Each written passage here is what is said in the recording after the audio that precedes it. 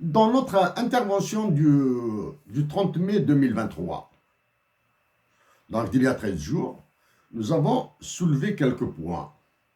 Nous avons abordé quelques points. Ces quelques points que nous avions abordés donc le 30 mai 2023, 30 mai 2023, et nous reprendrons certains rapidement. Bon, il y a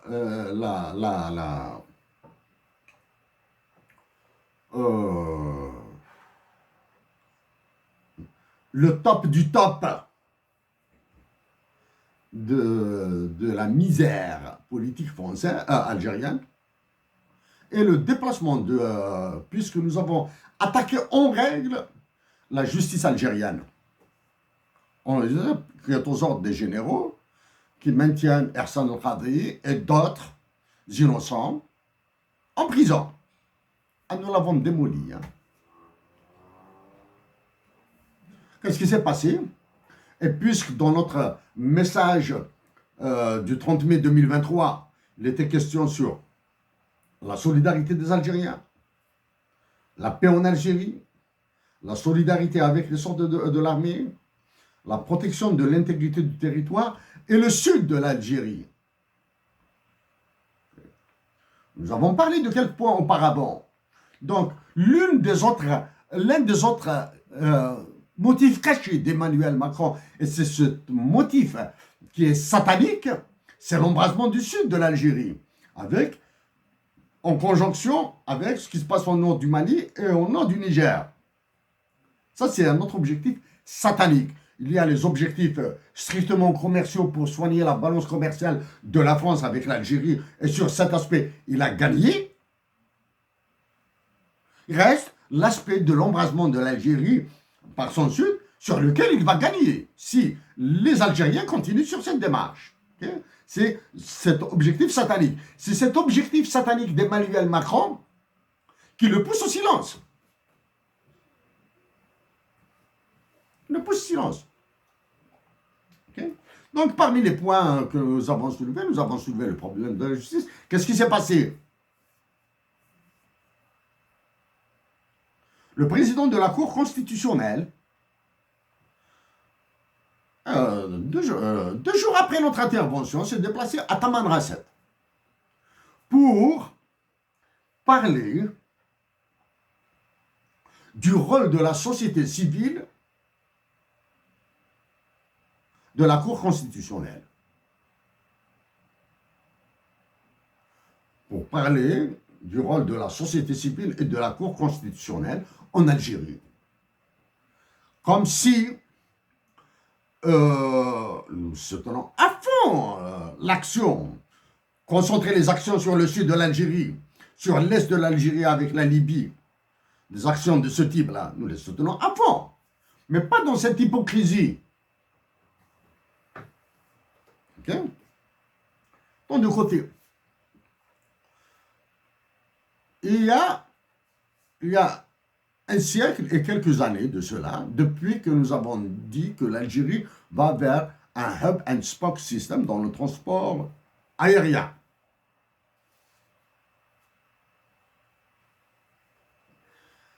Après l'acquisition des avions Airbus et Boeing, dont nous avions dit quelques mots, la réaction algérienne ne s'est pas fait attendre.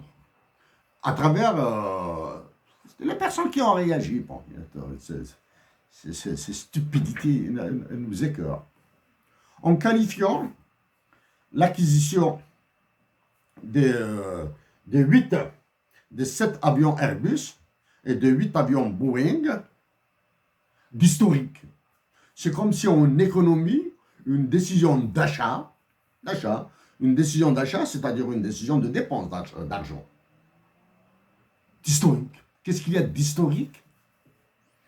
Il faudra trouver... il faut les chercher.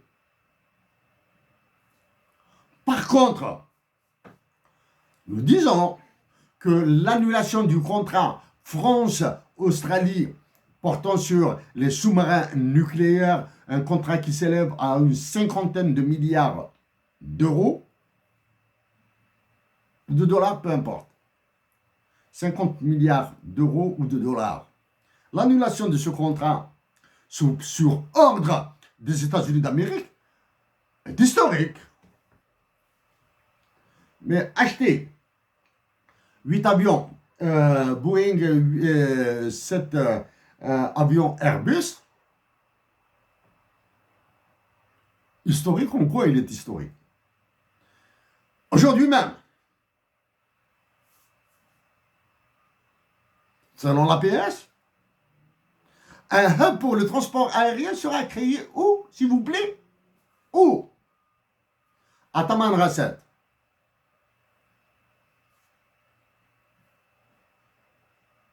Quels seront les voyageurs, qui seront les voyageurs qui se présenteront dans le futur aéroport international de Taman Rasset que nous allons réaliser? Mais pas dans ces conditions. Quoi? Les chameaux et les chamelles?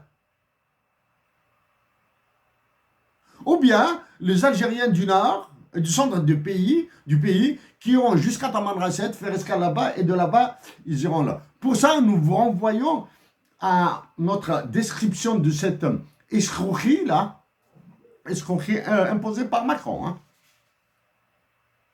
À la description que nous avons faite dans notre intervention, le Hub and Spoke System expliqué à Abchouel. Okay?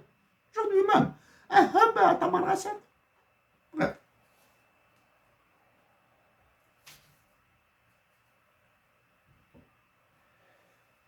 Oui, l'acquisition des avions par Air Algérie, donc des 8 avions Boeing et 7 avions Airbus, nous serons d'accord sur le caractère historique si elle est comparée à l'affaire Lakshmi Mittal, portant sur le complexe sidérurgique d'Al-Hajjar. L'argent qui a été pris, les milliards de dollars qui ont été pris par Lakshmi Mittal à travers le complexe sidérurgique d'Al-Hajjar est historique. Oui. Cette acquisition de Boeing et d'Airbus aurait été historique si elle est comparée à l'affaire Jay-Z entre Orascom de Naguib Sawiris et l'Algérie, l'État algérien. Ça, c'est vu sous cet angle, sous cet aspect, oui, l'acquisition des avions par Air Algérie, des Airbus et de Boeing, est historique, vu sous cet angle. Mais vu sous un angle strictement économique, c'est un autre crime contre l'Algérie. Allons-y maintenant sur aspect. Le prix moyen d'un Airbus est de 264 200 000 $. Le prix moyen d'un Airbus est de 264 200 000 $. Donc les 7 avions Airbus. Bon, nous savons qu'il y a des différences, hein, deux types d'Airbus qui ont été acquis là. Hein, sortant de ces enfantillages là. Donc le total sera de 1 849 400 000 $. Les 8 avions Boeing au prix moyen de 128 900 000 $ coûteront à l'Algérie 2 milliards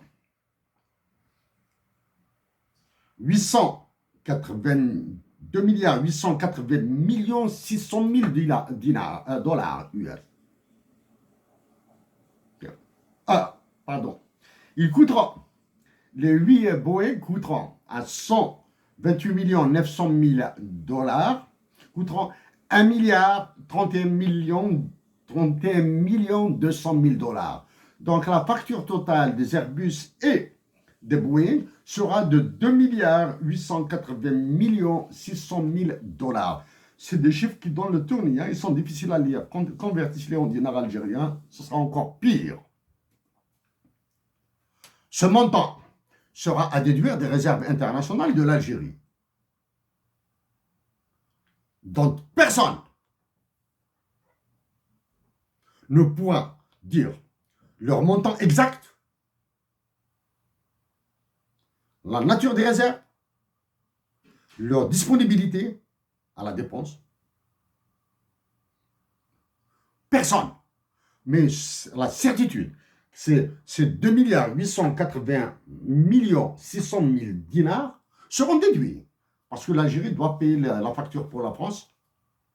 Elle doit payer la facture pour la France et les USA. Ne nous faites pas sortir, s'il vous plaît, l'histoire d'Airbus. C'est un consortium européen, etc., dans lequel l'Allemagne est actionnaire, l'Espagne est actionnaire, etc., etc. Allez-y, racontez ces histoires à d'autres. Hein. Dites-nous quel est le pourcentage en personnel dans Airbus.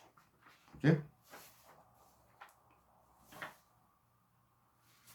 En plus de l'Hajar, en plus d'Orascom, téléphonie mobile, en plus de ce coût sur les avions,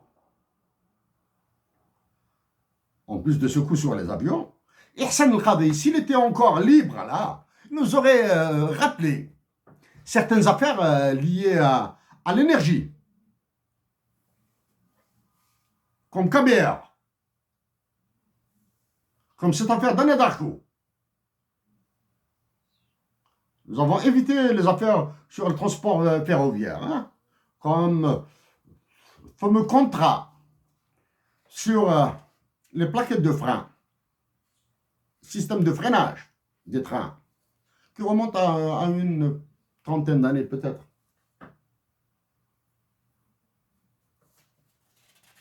Donc, Emmanuel Macron, à vous, Philippe Larcher et Driancourt, restent les sous-marins nucléaires et les avions de chasse, d'assaut, qui obligent Macron à se taire sur cette affaire, sur cette histoire des accords de 1968. Elle l'intéresse aussi, parce qu'il est en train de faire le pyromane entre l'Algérie et le Maroc.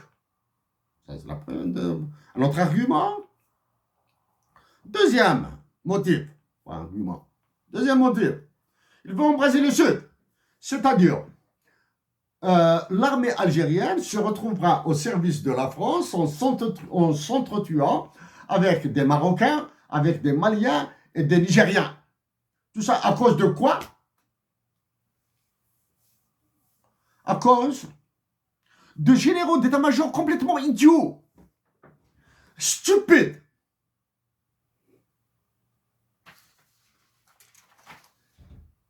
qui croient que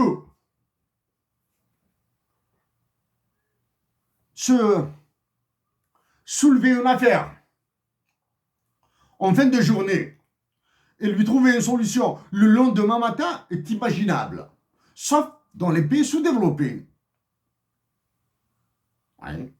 Soulever une affaire à 10h du soir, le lendemain à 9h du matin, le chef d'état-major d'un pays sous-développé comme le Mali, le Niger, le Tchad, l'Algérie, la Mauritanie, le Maroc, etc., qui doit arrêter de se prendre la tête là. Hein?